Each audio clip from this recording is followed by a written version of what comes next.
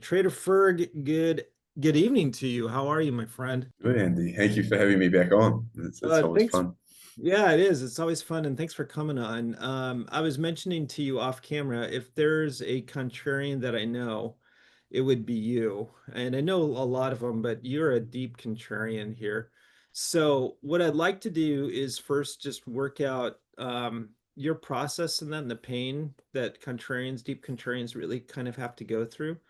And then I want to talk to you about what you're seeing here that's of really deep value. And it seems like all asset prices are somewhat on the rise, on the move. But what are you seeing in deep value? And then let's talk also about energy. The last time we talked was energy, if you still like that sector. And obviously petroleum hasn't really moved, but uranium's had a good bounce here. But yeah, but let's start with you and your process and the pain that contrarians have to feel. So my process is really borrowed from my mentor, Brad McFadden, and that was just a.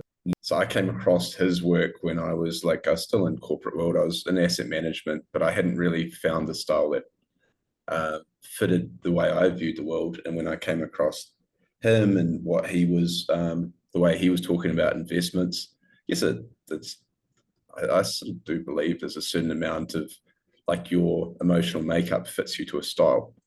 And I was like hopeless with like forex and futures and stop losses, and I've kind of got a just my personality. I'm not that emotional, and when I find something, I love digging into it, and then I like cling to it for dear life. And so that kind of fitted me to like kind of bombed out hated areas. I loved the fact that it like no one loved it and that I could see why it could turn around. And if I position size correctly, like it kind of worked in my favor, kind of being stubborn and trying to see a position through, whereas that's kind of deaf if you're trading futures, like clinging to positions when you got leverage and whatnot. So that's how I kind of found my way into it. Brad sort of imparted all his principles, and then I kind of ran with them with my own style.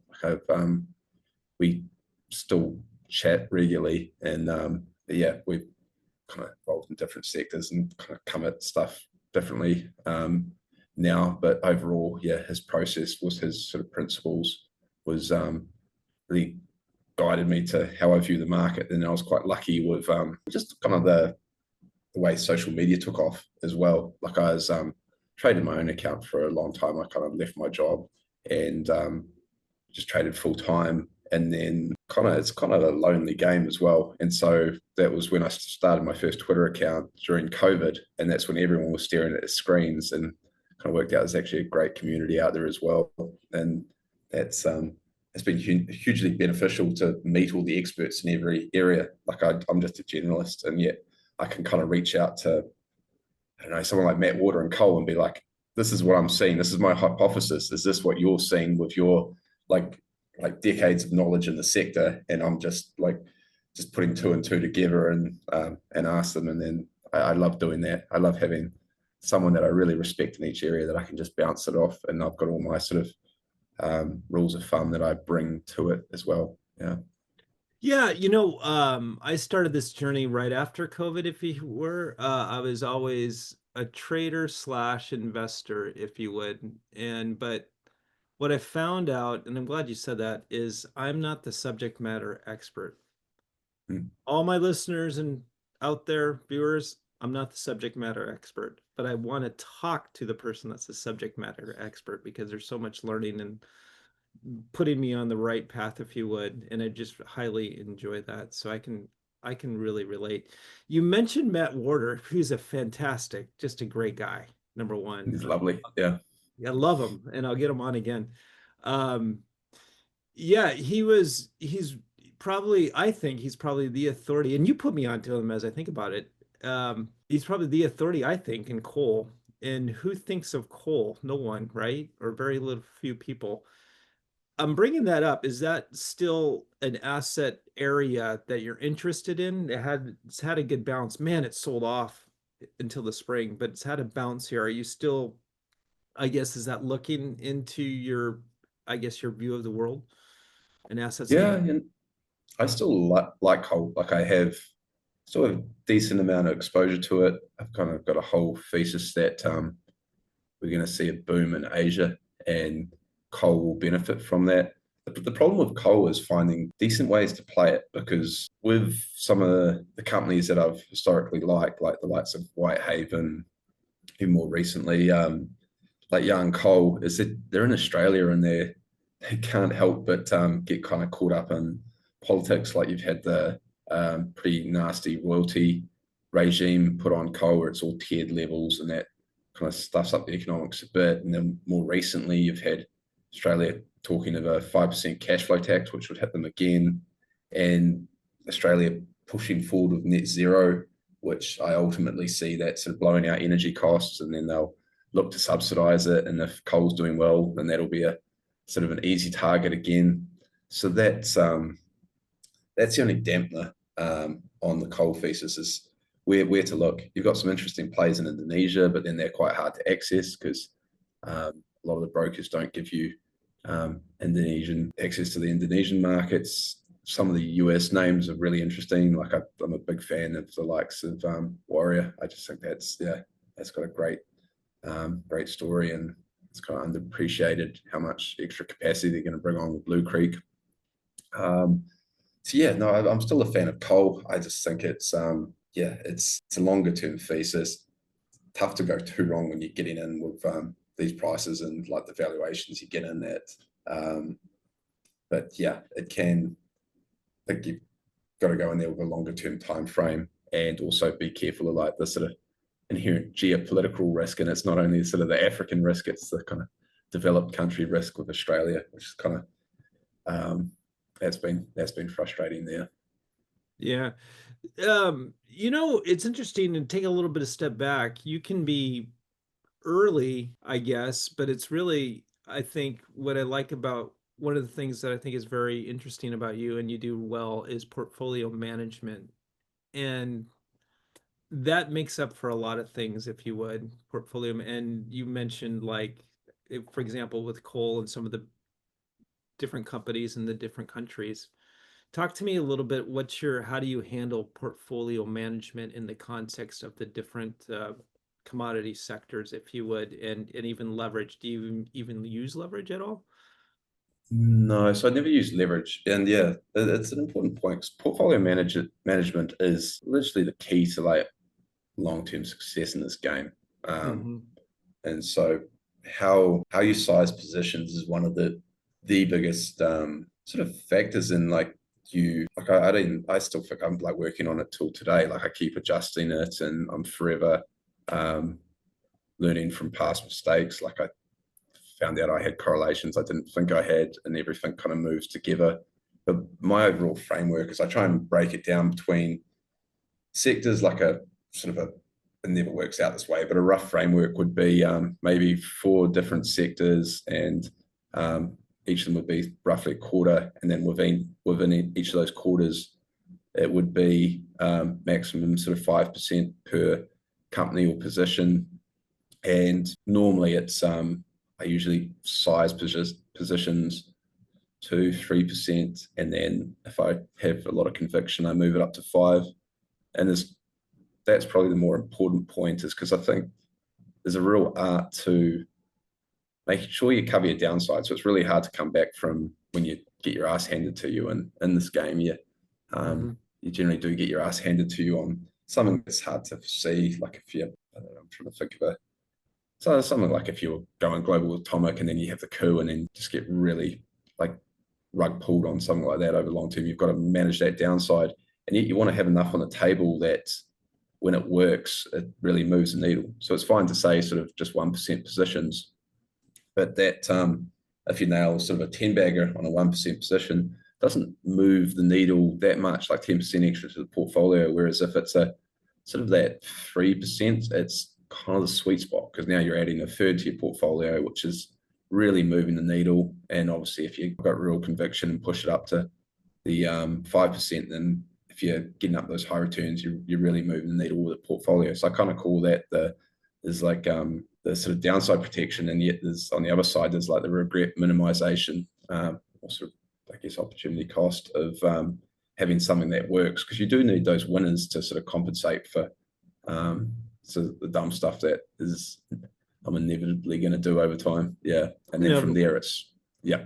And then from there it's trying to kind of break down the correlation between some of the sectors. Like something dumb that I did was just kind of think that offshore drillers and uranium kind of had different drivers, but when came to it, they just moved exactly the same and had a pretty identical drawdown in both of them. Whereas it's always nice when you got some positions that just move to a completely different beat, like a sort of like Chinese tech has got nothing to do with commodities, or got one position, rhodium, and it's fairly large position. And it, like sometimes I pull, I don't know if you use on a MacBook, you've got the stocks and you can swipe across and see all the tickers, and it's just a sea of red and that thing will be green. Like it doesn't care what the broad market's doing. It's lovely to have positions like that are really sort of break the correlation down, yeah. because yeah, it's easy to,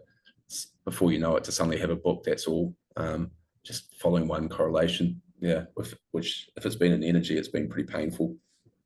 Yeah. Yeah. So I talked to all my viewers and listeners about that. Is I think portfolio management, anybody, you can get lucky picking a stock and then you think you won the world, or you won the Olympics or whatever. But I think so much of if you want longevity in investment or trading or whatever your style is, portfolio management and construction is so key to all of this, just to managing risk. Um, Let me ask you this. When do you typically sell? I mean, when do you take money off the table? And I think there's a tension there because you want to let the winners ride, yet you also again want longevity and you want this tension of greed, if you would. Yeah. Yeah, talk about that. Yeah, so this is like, yeah, talking about stuff that's forever evolving. Like I just had a constantly changing view on this. Like for Uranium, I like wrote like full like exit pieces originally, like every note that I'd sell down. And well, it all sounds great in theory, and I still kind of believe that when you're applying that with certain companies, they can make it very hard to kind of like, that assumes that a company is going to remain like continue executing, meeting guidance, and going to be a decent vehicle over the duration of that. And with uranium in particular, it's been very hard to hold a lot of these companies because they just inherently have run into so many issues, particularly the sort of early stage producers. Mhm. And so something I've learned is just I think there's certainly a point at which when you've had a good return, it's just gradually trimming into superior risk rewards at all times. It's to never let a position get too large, because there is I've often quoted, there's a book called The Art of Execution, and Yeah. it was a guy, Lee Freeman Shaw, and he was a fund of fund managers, and he oversaw just dozens and dozens of fund managers, and he categorized them all into different attributes. He had like the rabbits that just, when they had a drawdown, they put their head in the sand and hope for the best. And he noticed that the ones that made all the money, he'd call them connoisseurs, and they'll be the ones that could like spot an opportunity, size it up, and really ride it, and almost be like sort of lazy at taking profits. He said they'd just gradually trim it, and I sort of adopted that style. But the problem with some of the stuff I look at is when it gets really large, they're actually really poor quality businesses. So you don't want them to get that large. And so I think something I thought was just trimming gradually. Whenever you feel good about something, you should probably be trimming it and putting it into something that feels hopeless. I've always found it interesting in my portfolio. Often the positions I feel the most strongly will work are often the ones that disappoint me, whereas the ones that I feel are the most hopeless often are the ones, like my own gut instinct towards it, like, oh, this won't work. I recently had it where I wrote a long piece on seismic, and I kind of had this whole spiel about how if you go into these companies like seismic exploration for oil, you're going to have to go in with a 5-year time frame, and that's the time frame that they'll actually start to work. And of all things, both of them are pretty much up like 100% within like a month or two. It's just it's almost that joke of when like it's actually easy to make money when expectations are just in the shitter, like they're just absolute bottom rung. And so any slight improvement on the outlook, and yeah, it jumps up. And that's often the way sort of serious multi-baggers work, is it's like you just blink and they're up sort of they're a double or a triple, and it's just but going hand in hand with that is can be like when you're going into that sort of thing, you can be early by a few years, and I've definitely had a few of those in my sort of investing experience where I go in and got nothing to show for a few years of holding something. Yeah. It's funny you say that too, because I find myself, I try to do a self-analysis, well, all the time, but when I'm feeling really good, I've trying to condition, or I've tried to condition myself over the years. That's when I have to be the most careful, if you would, and not Mm. lean into that feeling, if you would. And when I'm in a position and there's so much despair, even my own despair, or it's just utter crap, I don't, I try to lean into that, but that can't be the only reason I'm leaning into it, if that makes sense. There has to be other reasons. Does this change my thesis? Or what, why am I feeling this way? And if nothing's changed, that's typically a sign of the bottom. And I think I'm like everybody else, if you would. What you're saying is such a key observation. So I'm just reading a book that's The Money Game, and it's just a simple point that that markets are just mass human psychology, and so a lot of the moves that you see, it actually really helps if you just think about that as the bottom was in when the last person that thought they had an iron stomach sells, and the top is in euphoria when the last person kind of got dragged in. And if you think about that person, like yeah, it's fascinating when you kind of think about that as just mass behavior. There's not that's all it is, and it like the majority of this game is just controlling yourself emotionally. And a lot of what we think sounds smart is just attaching a narrative to something after it's started to work. It's not actually, yeah. There's an awful lot of like sort of post analysis of why something has happened. Yeah. Right. And then becomes like circular. Well, hey, I'm really smart because I thought of this and this and this, and this is why it moved. And of course, it's going to move higher because I think of this and this and this.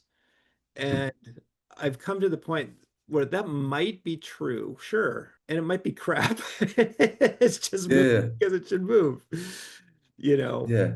Yeah, if that makes sense. Well, yeah, Brad and I had this chat, I think, this month, and it was along the lines of probably one of the better some of the better trades have been when you actually go into something that it's hard to even articulate a bullish argument because it's that hated. It's like there is it's not even that easy to say why it should turn around on any meaningful time frame. And that's if you can't even fish up a bullish argument, it probably means there's almost no one there. And if you're just seeing improving business fundamentals under is what I'm doing at the moment, where I'm finding a lot of value. I'm just hunting in a lot of Asia, looking in markets that just largely aren't touched by any sort of serious capital flows. I'm talking like companies that are the last two, three companies I've bought have been last two of the last three companies I've bought have been, when I bought them, they were sub $50 million market caps, and they were just tiny, hated, on small exchanges. Never, they haven't had the most recent one hasn't obviously had any hasn't been touched by any sort of US passive flows or benefited from that anyway. And I've seen a few more that I find interesting. Like one at the moment's Thailand, and it's like trying to even get access to this stuff. Like IB doesn't even give you access to Thailand and in Indonesia, so then you have to open a separate broker, which is something I'm kind of increasingly embracing, because like I think we have a real bubble at the moment, and I think there could be some real carnage if the whole passive flows goes into reverse. And so the Right. idea of hanging out in areas where this particular Thai company, it's like trading half its market cap's cash. It's like EVs 2 times. And if you look at the revenue, it's shooting the lights out.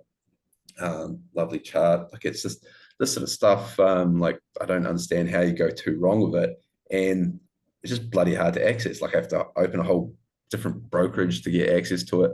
And so see a scenario where you just haven't seen absolute carnage in the US, and I'm like collecting it's got a 10%, 9% dividend as well. So just collecting my dividend and experiencing nice capital gains because you're like sheltering from the storm in some little forgotten market that hasn't seen any serious capital inflows for over a decade.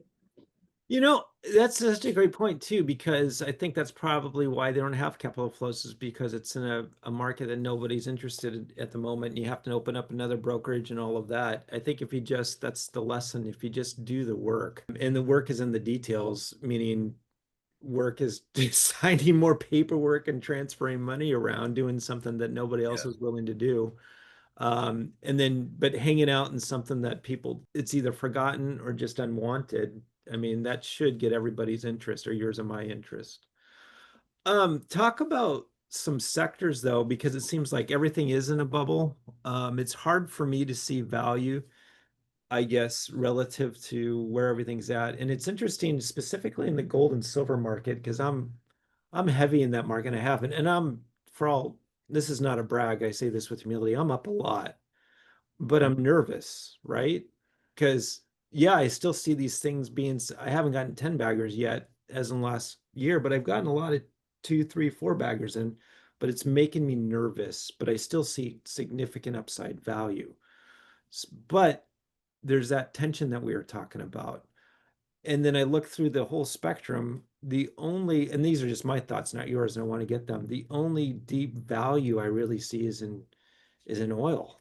And I don't even know how deep a value that is. Yeah. Just your Well, thoughts. so there's a few things to touch on there. Like with gold, I think that's just the start of a monster trend. Like Yeah, me I, th- too. I think it is still hated in that you just look at the inflows into the actual mine of vehicles, and it's still like I own GDXJ, and it's been heavy outflows up until recently. I think it's had inflows in the last Right? week or two. Yeah, yeah, and so that's like That's a bullish what do sign. you? Outflows, Yeah, yet it's still going up. yeah. That's what I'm saying. Like, what happens when people actually start getting interested in it again, like and give up on their? I kind of find it fascinating if we go. I've kind of got a view that we're going to end up with decently high inflation again, and I'm kind of wondering how much of what would have flowed into sort of junior mining space has been sidetracked by sort of trading crypto and whatnot, and how crypto, besides like Bitcoin, I get Bitcoin, but the rest of the crypto space, like how is that going to hold up in sort of high inflation? And ultimately, sort of all the junior mining space has got to plug a whole lot of deficits across the commodity space because I don't know if anyone's aware, but like I think it was back in like the late 90s, the junior mining space was, I think it was 50% of the overall mining sector, and now it's down to sub 20, and it's Right. just yeah, just completely shrunk. And yeah, like just the nature of commodities as you consume them and have to replace your reserves over time, and it does need investment. Like I'm very aware of that with even something like uranium. It's just like you just know the demand's coming down the pipeline, and you know there isn't enough. Um, Right. and so yeah, I think it's one of those trends, especially with gold and gold miners. You almost you want some sort of volatility so you can take advantage of it because you know that's just going to be a monster trend. So you should almost be wanting to see some drawdowns to give you a chance to add. But as you point on energy, I think energy is just, I think it's going to be the largest outperformer for the next decade. And it's just the fact that everyone hates it, even my own subscribers. Like it's interesting when you just start to see people just say, well, like, yeah, there's I don't want to throw in the towel on it. Just be like, this has been such a dog. I've got one joke in my I have a friend that I message on energy, and he's like, "Do you believe this?" And it was this picture of like the oil positioning is at a 16 year low, and then we hadn't talked for a few months, and then said any updates on energy, and I'd actually just seen the exact same chart, and the only update on it was it's now at a 17-year low.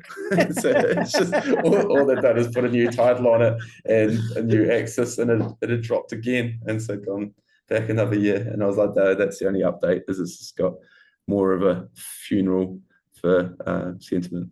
But it's ultimately understanding the stuff's all cyclical. And I had a really interesting piece and well, I send out like a weekly email in Ferg's Finds, and it's just the idea that energy is like, I've always loved Vaclav Smil's books. He's like the godfather of energy. He's this guy that's kind of Right. between him and Charles Hoare, who kind of came up with the energy return on investment sort of whole theory. And what Vaclav, one of my favorite quotes of him is that it's just, you can't talk about sort of economic growth and energy like separately, like they're the same thing. It's tautology. And we've kind of forgotten that. And there's been an awful lot of assumptions made on just abundant energy, when it was really it's a period of time where we had like China just go through the roof with coal production, consumption, and then the shale boom, which was largely fueled by like cheap money. And come off the back of that, it's I think energy is could get back up to sort of its not its highs, but it as a sort of a percentage of the S&P or something could get up into the teens again, whereas now I think it's pushed back below 3%. Whereas the other side of it's obviously just the sheer valuations the likes of AI gets. And with AI, for me, I almost view it like a commodity. It's just like I find that like some of the simplest observations, like if I run out of credits on ChatGPT Plus, I just jump over to Grok 4. Like I just jump between all the different. So I don't think they've got any real monopoly. They've got no ability to really monetize me. Whereas I like realize where I'm being like cornered, like Google with their with my email and my whatever it's called workstation. Like they just tell me they're increasing pricing. I don't even check the increase because I know they've got me. Like I've got all my Google Drive and Google Gmail. Like I'm stuck in their ecosystem. The same as like when my MacBook breaks, I just walk into Apple and give me another one. Like I don't really. They could keep pricing it up because they've got me captured. Whereas I don't see how there's any return ever with AI. So I view it as a commodity, and I think it'll follow that commodity cycle, and there'll be a boom and there'll be a bust. And I think energy is kind of the other side of that. And Yeah, it's if you compare the two, I'll go to gold and energy. I would agree with you too if you look at the macro. And what I don't want to say, I want to say this correctly. You don't want to say it's different this time, right? But the point is, you can make money on a really good trend. That's gold. And there's reasons for that really good trend. And also, and these are my opinions, I don't want to speak for you. The miners are still very relatively undervalued. So I think there still is a great value there relative to the price of gold. I mean, I talk to gold mining presidents, executives all the time with these smaller stocks, and the producers are just printing money at these prices, literally. So that's one way to make money. There's still great value, but yet I still have that tension, if you would. Man, I'm up so much. Am I feeling too good? I guess it's just self reflection and looking at yourself here. But I'm fighting that, if you would. But then you have the other spectrum where I see energy being so hated, if you would. And you just mentioned the update of the chart was that it was lower. But instead of I think that's something, again, for myself, again, looking at myself, that is something I want to lean into. And I just lean into by getting really good companies that are very cash flow positive, have a lot of cash flow, and have really low multiples in their PE ratios. But yeah, what are your thoughts on that? Yeah. Well, like what you summed up, it's almost like this whole thing is like knowing yourself as well. And Yeah.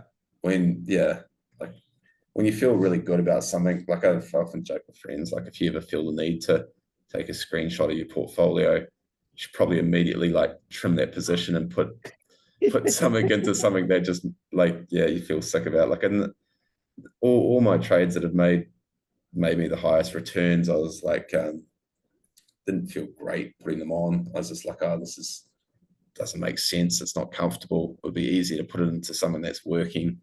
But it's, yeah, your kind of emotions work against you in that way. And that's it's just human nature. It's fighting that with a lot of this. Granted, yeah, I don't think you'll go too wrong gold. I'm not telling you to sell your gold miners. I think that, yeah, that is such an interesting trend, because I kind of, if it's going to be wrong on energy, it'll be on the back of Luke Groman's view that the gold to oil ratio is just going to blow out to all new all-time highs, and that's going to be on the back of gold kind of being used to recap the system. And you've kind of seen it to an extent, is that a lot of the developing countries are net settling in gold, so they like trade sort of rubles for renminbi and then net settle in gold, or with any of the other sort of developing countries, just to have that. And so that the gold market needs to expand to allow that, and that's just going to continue to create this underlying bid for gold. And that's what's the interesting thing with gold is, as we were discussing before, there's no retail interest in it at all. This is all Right. largely driven by central banks and developing markets to a lesser extent, and that's, yeah, that's the kind of tailwind you want. You've got all the tailwinds you need of gold. The only thing I sort of observe gold is that it has moved, and there's a lot of stuff that I think will play catch up, and that's where you can have sort of Broman's view. I've actually written a piece on this because it was the one sort of question that annoyed me. Like I just wanted to kind of, like whenever a question annoys me, I want to write about it and get all my thoughts down. And if you look in previous bull markets like the 70s, like gold generally has led, and then a lot of the rest of the commodity space will play catch up. And so, whereas gold might sort of do nothing for a period. And so you could have something like gold's up like 200%, and then oil does something crazy, like sort of in the third year, that was similar to the 70s. And yeah, you almost, I like a guy called Kevin Brammer, and he called it like playing whack-a-mole with the portfolio. He said you just always keep an eye on what's the most attractive sort of demand, supply, and something that's about to go. And if commodity space will always be something that's on the verge of, it will be sort of hated, and yet the supply demand will be quite compelling. And so you'll always observe sort of rolling breakouts, and I think that's what we'll have this time as well. I don't see sort of an event where everything just runs together. And yeah, I guess. Well, let's tell me just real quick, and we'll land the plane on this. You mentioned we're going into an inflationary time, and we're already there, really. What is your really view, and how is that really moving forward over the next several years, and how is that affecting your investment strategy? Yeah, so I think this is the biggest, like, if you just back up, like with the like looking at the US like financial situation, it's kind of clear where this is heading. Like it's with the deficit, we've tried the austerity. Like there's really only three options: is austerity, default, or print the difference, essentially. And tried austerity for a little period with Doge, and everyone sort of saw how that went. Yeah. You don't default when you can print, and so it's just a matter of when are we going to print? When's the US going to sort of print the difference? And you're seeing the setup for that now, and the problem is the deficit's like kind of at a deficit's blowing out, and you've got sort of receipts at an all-time high, and that receipts is propped up by tax receipts that are sort of an all-time high and employment at an all-time low. And I've even seen the stat recently that sort of AI data center growth is overtaking consumer growth and propping that up as well. And so you've got sort of a income side of the balance sheet that's been propped up to an all-time high that's quite sensitive. Whereas on the other side, you've got a whole lot of expenses that you can't touch. Like most of it's political dynamite. Not going to touch Yeah. welfare or entitlements. The only thing that can touch is obviously trying to cut rates, which is why you're seeing Trump just absolutely batter Powell. And that's what there's a recent piece by Gorian and Rosenzweig, and they're talking about this is not unprecedented to see a president just really pressure the hell out of the Fed chair, and that they'll keep pushing until they get their rate cuts, regardless of the employment outlook, inflation outlook. This has happened a few times in history, and there will be repercussions from it, and the repercussions are generally inflation. And that's kind of, I think it's not hard to arrive at that. Timing is always tough. Like, who knows when this will actually, like, it's a one big momentum trade. So you get run over if you try and short these things or get in front of them. So just to observe that it's unsustainable is fine. And as a result, I just want to hang out and hated stuff that's got decent cash flows, want a decent amount of exposure to real hard assets, and yeah, that's quite comfortable. Hold a little bit of cash in case it gets some real crazy volatility and see some prices that I'd be pretty sad if I couldn't take advantage of them in some way. But that's yeah, that's kind of my overall outlook, I guess. Yeah, I would agree with you on all that. I really would. Trader Ferg, I want to thank you so much for coming on. How do people find you? You're on Substack, writing pieces. What's your Substack? And I'll link to everything in the show notes, both on YouTube, Apple, and Spotify. Cheers, Andy. So Substack.com. I just pretty much write what I'm doing with my portfolio. I send out a weekly email that's just the most interesting thing I've read, a podcast, a quote, a chart, and something I'm sort of pondering in the markets. And yeah, I don't really use Twitter anymore. I think the bots have taken over, which is a bit sad. It was an amazing platform when I first started using it. I guess not even Twitter anymore, X. Yeah. So yeah, That's how I originally got in touch with you, was on X. It took me to touch you. It took you, yeah, you'd not on it very much. It took you 2 weeks to get back to you. I don't check this, especially you've got the messages, and then you've got the whatever the second layer of messages, and yeah, no, for I get it. I've got to scroll through about 20 crypto bots for every real person. Yeah. No, I totally get it. Yeah. Well, anyways, I want to thank you so much for your time. Again, I'll link to everything in the show notes, and love to have you on again soon. Thank you so much, Andy. It's always a pleasure coming on. Take care.